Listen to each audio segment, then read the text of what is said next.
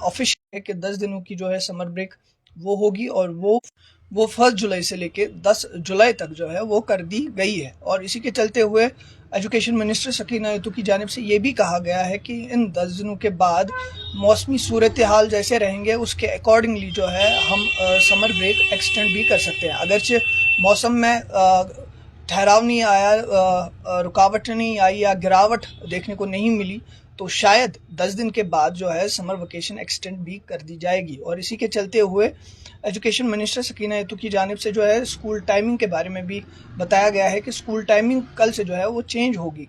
और टाइमिंग क्या है, जो भी स्कूल्स म्यूनसिपल लिमिट्स के अंदर आते हैं या ऐसे कहूँ कि श्रीनगर के अंदर आते हैं, तो उनकी टाइमिंग जो है 8 बजे से लेके 1 बजे तक कर दी गई है। और इसी के चलते हुए जो भी स्कूल्स म्यूनसिपल लिमिट्स के बाहर आते हैं तो उनकी टाइमिंग जो है 8:30 से लेके 1:30 बजे तक रखी गई है।